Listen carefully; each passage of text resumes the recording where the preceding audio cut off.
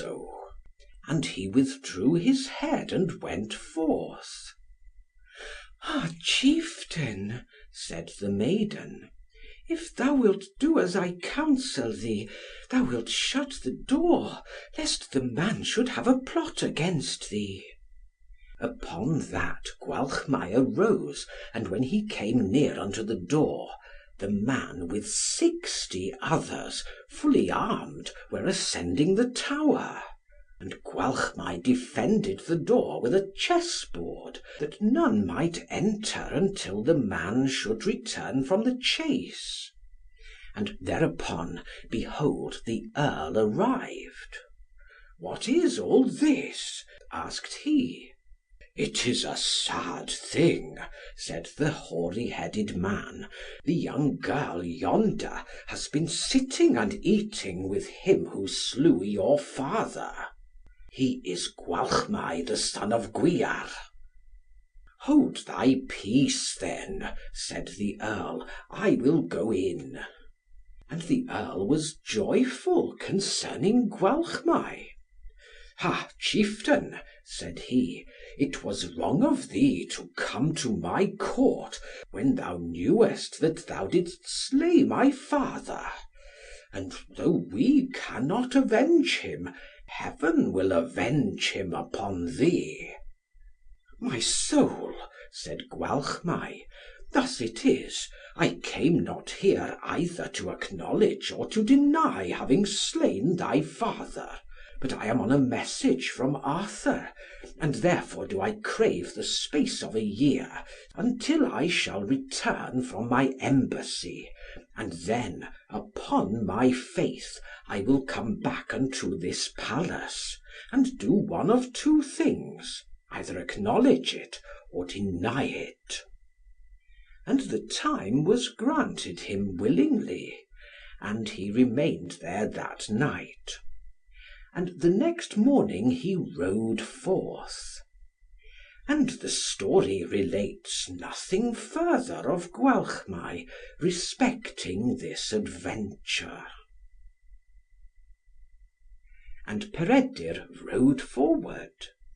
And he wandered over the whole island, seeking tidings of the black maiden, and he could meet with none. And he came to an unknown land, in the centre of a valley, watered by a river. And as he traversed the valley, he beheld a horseman coming towards him, and wearing the garments of a priest. And he besought his blessing. "Wretched man," said he, "thou meritest no blessing, and thou wouldst not be profited by one, seeing that thou art clad in armour on such a day as this."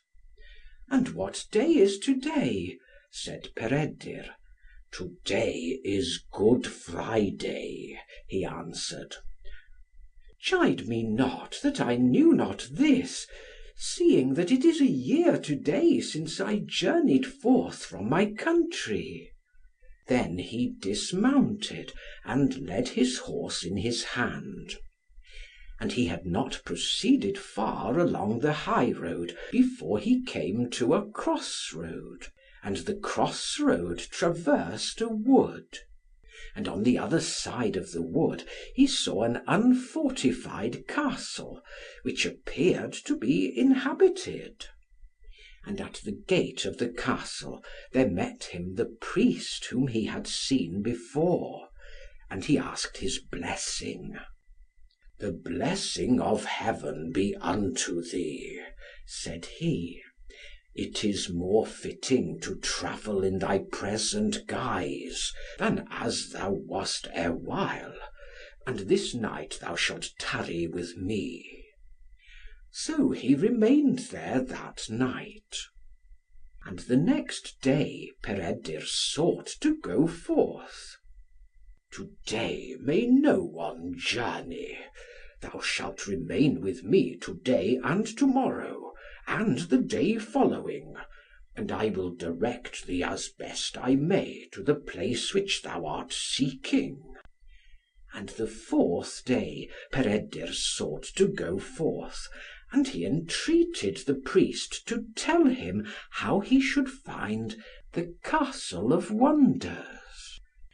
"What I know thereof I will tell thee," he replied. "Go over yonder mountain, and on the other side of the mountain thou wilt come to a river, and in the valley wherein the river runs is a King's palace, wherein the King sojourned during Easter. And if thou mayest have tidings anywhere of the Castle of Wonders, thou wilt have them there." End of Section 11. Recording by Martin Geeson in Haslemere, Surrey.